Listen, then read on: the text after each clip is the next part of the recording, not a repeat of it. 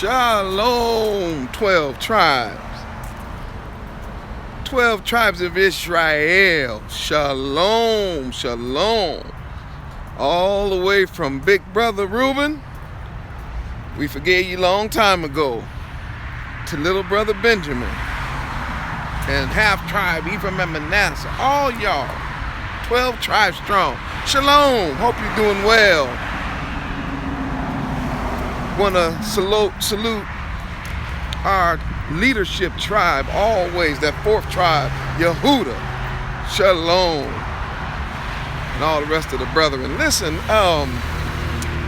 as I said before, Shalom, everybody that's coming on live. As I said before, I would put up some videos to try to encourage Zion to stay strong in these last days. And my original plan was to make a few videos from the truck. But I realized old work truck needed some tires. Came out, had like 2 flats. And it wasn't all the way to the rim. They were just going down. So I had to take it to the shop. Found out them tires on there was almost 10 years old, Zion. And I said, so what about the spare? The man crawled up under the truck and he said, I think this is your original spare. It was put on here in 1988. He said, your spare 30 years old, man. I said, woo, okay. So yeah, I decided, okay, I can't make the video in the truck, but while they fixing the tires up, I figured I'll make the video now. I hope y'all being strong in this hour. You know, of course, it's the season of the witch, and we already know that it gets very difficult during these days and during these times to stay true and to stay strong on our convictions and to remember the commandments of the Most High Yah, not just to know them, but to do them in the midst of all of this. But a lot of folk have been chiming in on or been contacting or talking about what's going on. This is way bigger than the satanic Christmas celebration they finna have. We can do other videos on that. But this idea of Trump, what does it mean, Zion, for him to move the, let me see here. Okay, here we go. What does it mean for him to move the embassy to Jerusalem and to recognize Jerusalem as the capital?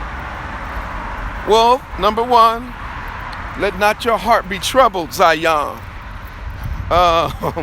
Don't worry about it. It's all fulfilling prophecy. It's so exciting to see and to live at the time where the Bible prophecy is unbelievably being like, it's just unfolding right in our faces. So here's what we were doing about this Trump situation. Because somebody said, man, why is the whole world, in such an uproar? Well, there's a lot, but remember these certain dates. 1948, remember this, the Balfour Declaration, and do the history and see how primarily the Zionists were able to go in to our Holy Land and basically occupy it. A lot of stuff, you're going to have to do your own research on it, Zion. I don't, obviously I'm walking. I'm not here with a bunch of notes in front of me, stuff coming off the top of my head.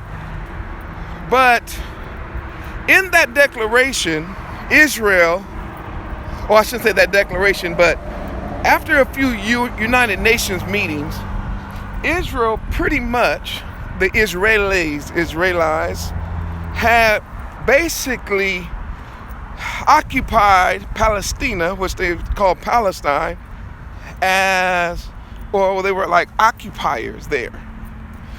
And they had that kind of status. So therefore, this whole time, they have not had the power or the authority to claim Holy Jerusalem, which is actually our capital, as their own city. So they've had to use Tel Aviv. And, they've always talked about, you're not really a nation, and you can't really build, because they really want to build not only an embassy, but I think they also want to build what do you call it? The temple. They want to rebuild a temple. And you can't really do that if you don't really have like the sovereignty, or then put it like this, you don't have the international backing to do it. So it was sort of like somebody kicking a can.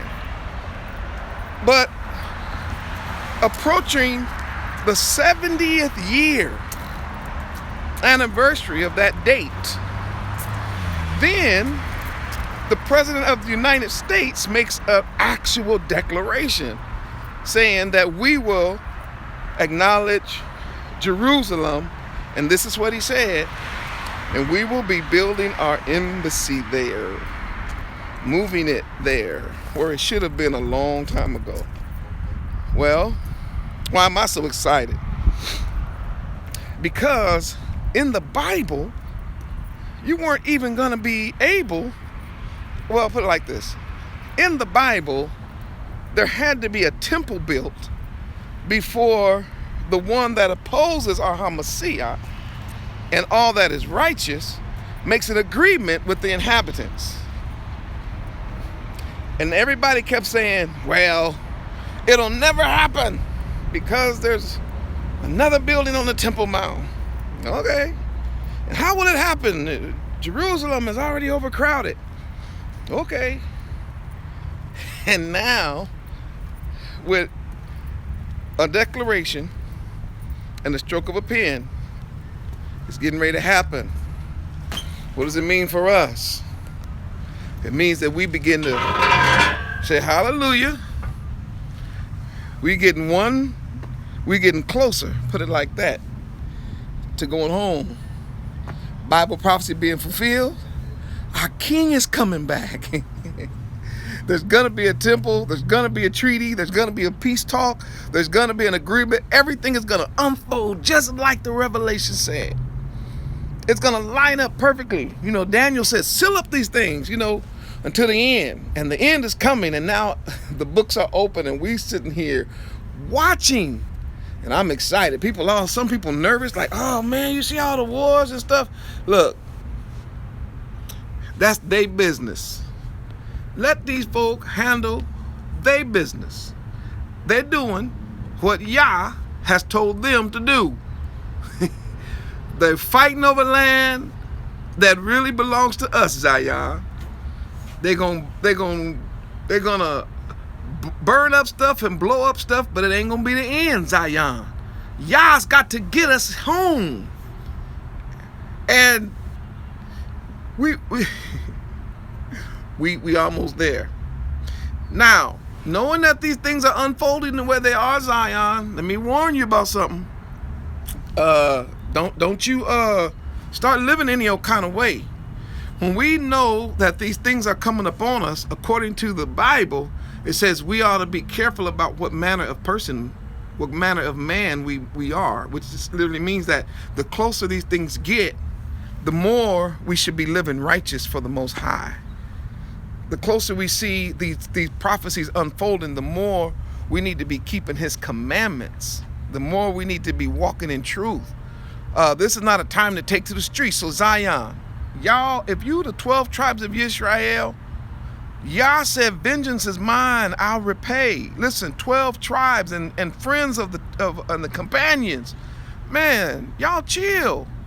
Let Yah do what He's doing. Let the heathens fight the heathens. Let the unbelievers fight the unbelievers. They preparing a way for us, Zion. And so, yeah, I just wanted to tell the family, because the ark is worldwide. And I wanted to tell everybody around the world, y'all get out and protest. And don't be throwing no rocks and lighting stuff on fire and all that. No, no, no, no, no, no. You go home, open that Torah, read it, give all praise, honor, and to the Most High for keeping his word that he promised. Start walking according to the Torah, knowing that the time is short, and look for the return of your king, because the king is coming. I can't wait. I'm excited about it. Oh, and by the way, Zion, we're going to talk about a little bit later. I'll put up another video dealing with Hanukkah, because I think that this is also significant, that we have woke up, and many of us just now waking up with the focus on Jerusalem, once again, our holy city, and dealing with a temple. So this gives us a great reason to celebrate Hanukkah this year too, Zion. So once again, I'm praying that all of us, it's going to start tomorrow sundown, I believe. And what's today, Monday? Yeah. And so we can make it through these little difficult times, knowing that our redemption is drawing near. So I'll do a little bit more on Hanukkah later on, maybe even today, if I get the opportunity.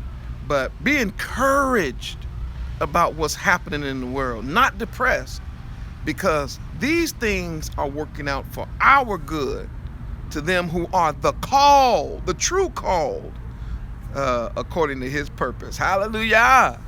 Shalom.